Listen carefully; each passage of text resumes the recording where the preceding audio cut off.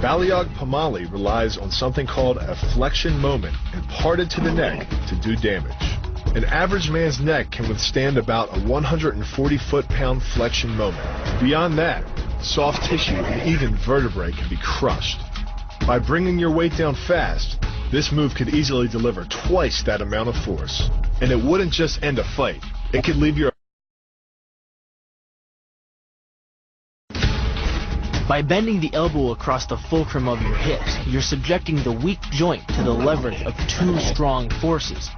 The pull of your thighs on his shoulder and your hands on his wrists. As little as 1,000 pounds of force can be enough to destroy the elbow. The leverage of the armbar can supply much more than that.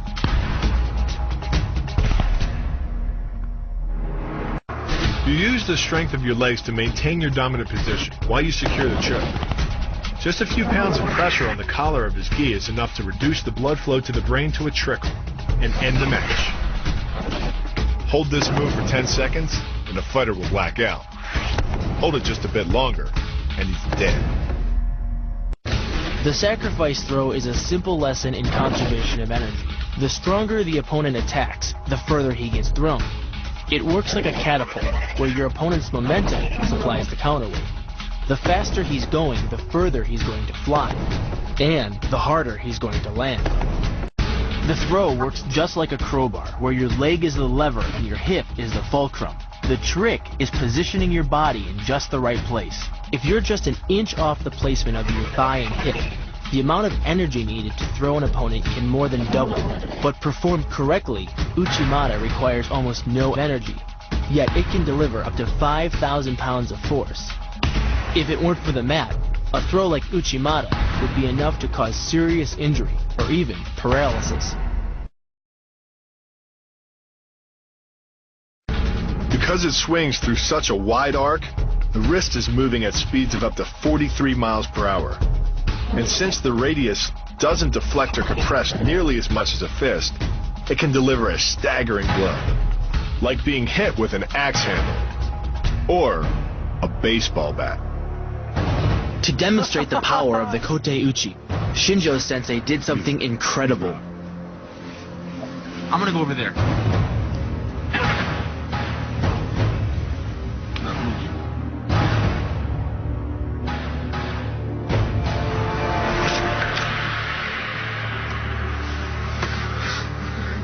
Don't do that to me, please.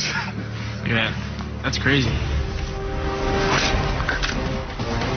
You should have felt the power of his hit. Just holding it. I mean, I've held on to 350-pound men in football, and I could barely hold the bat when his wrist came through there. It came through with such power and force and just shattered this thing like a toothpick. Unbelievable.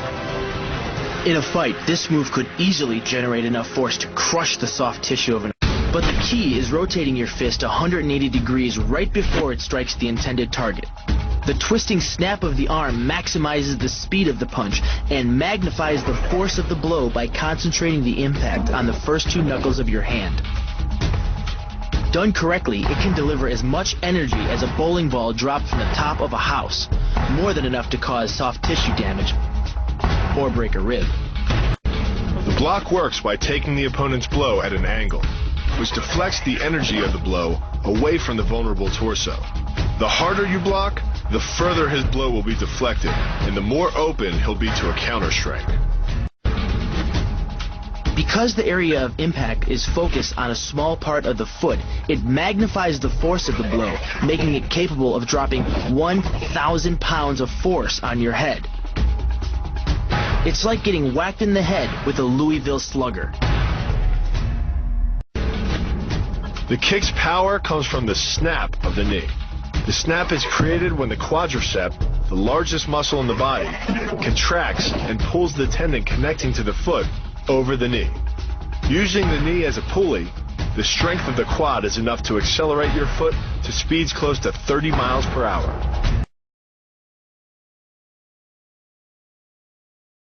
This kick is all about speed. The further the foot travels, the greater its acceleration, and the more dangerous a weapon it becomes. Powered by the muscles of the hip flexor and the quadriceps, by the time your foot reaches your opponent's throat, it's traveling nearly 40 miles per hour.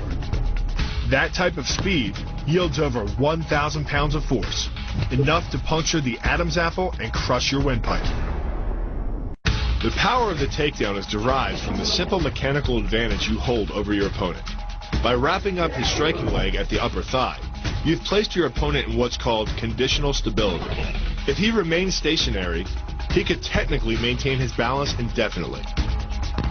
But by driving him backward and initiating a sweep of his other leg, you've added two destabilizing factors, and the loose center of gravity simply cannot hold. The key to this synergy of speed and power is punch technique, punch location, and punch frequency. With your elbows tucked in behind your fist, the energy of each punch is maximized. And because the punch is delivered to your opponent's core along a center line, the more directly that force is transmitted to his body.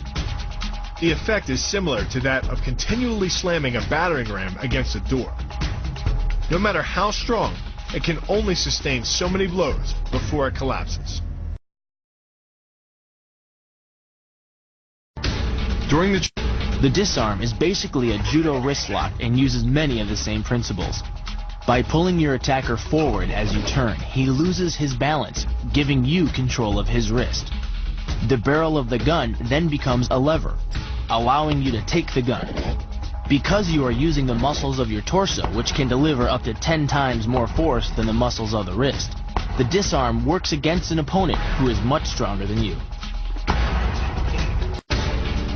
Doing the 360 defense requires you keep your body in motion at all times, using your arms to defend different angles of attack. The key is keeping your arms at an oblique angle, with your hands open and straight, so that you don't take any blows straight on. Each is deflected down the angle of your forearm, which reduces its impact. Because you don't have time to cock your arm in a surprise attack, bursting's effectiveness doesn't come from the rotational power of the torso. Instead, it's driven by the legs, which hurl you forward into your opponent. Both the block and the strike land with 300 pounds of force, more than enough to collapse the windpipe or fracture the delicate bones of the face.